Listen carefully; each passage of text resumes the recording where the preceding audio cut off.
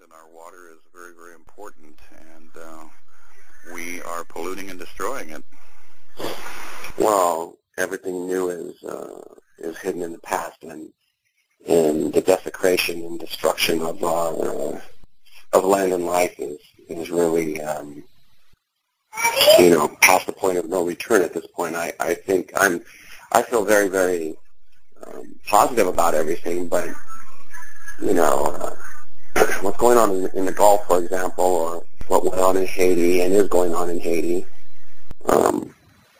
is my point that there's many, many warning signs, but it takes a disaster to get people to think about it, and then how long will they be thinking about it? Is it a news headline, or is it something that people are going to get involved with and take action to create the change and become the change that needs to happen in this world if we're going to respect natural law and land and life.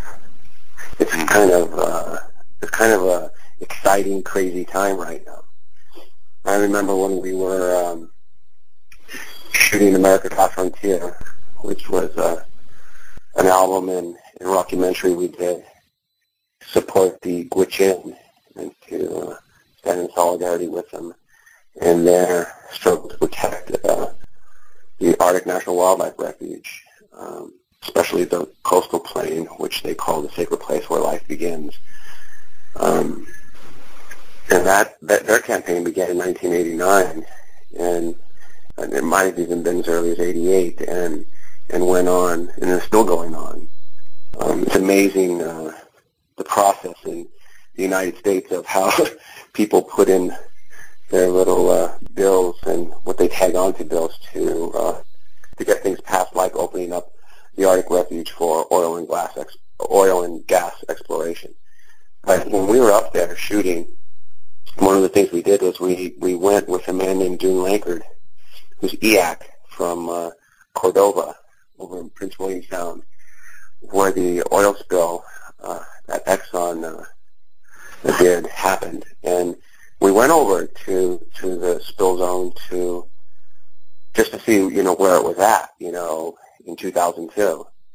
And I remember we took a little seaplane out with the DP, the director of photography, and we were out on the ocean, and it was gorgeous. I mean, just pristine, beautiful, land and water when we were flying over this spill zone. But when we got to a place where we could land, we got out and got on these rocks, and June pulled out some smoked salmon from the Copper River Delta, some wild salmon, and some berries, and we sent the pilot and the DP off to shoot some aerial shots, and we were sitting there. It was very quiet, very beautiful, pristine and beautiful. And he said to me, "So what's missing?" And I said, "Nothing."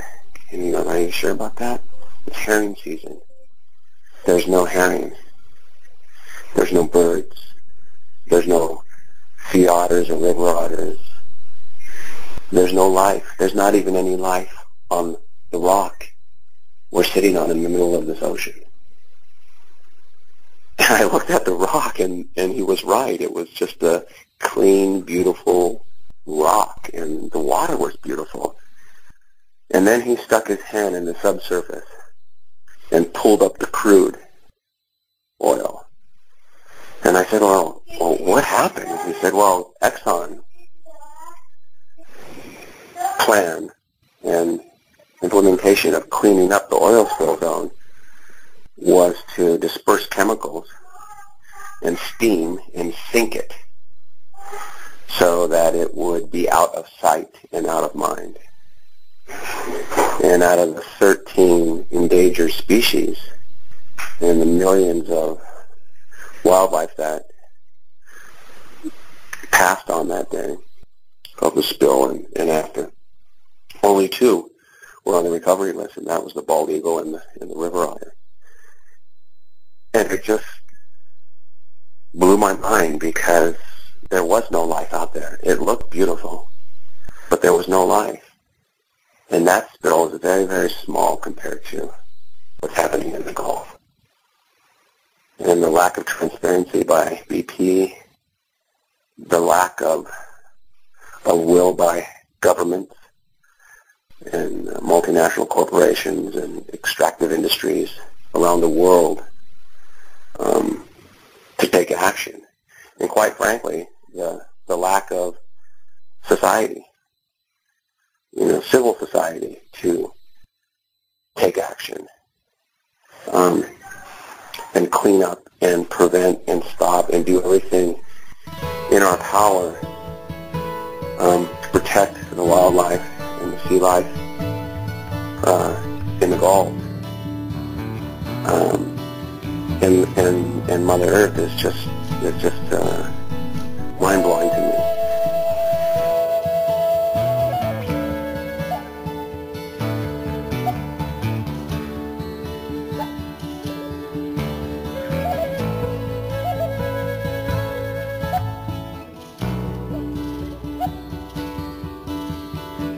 Eagles disappear into the sun, soaring in the lights to the face of creation, scream their way home in the sunset hour, burning the night with mystery and power, power for the bears, for the people, heal the world with courage and prayer, power for the yellow medicine flowers, heal the world with order and patience, messages for holy places where summer winds whisper and snow thunders warn. This is sacred ground,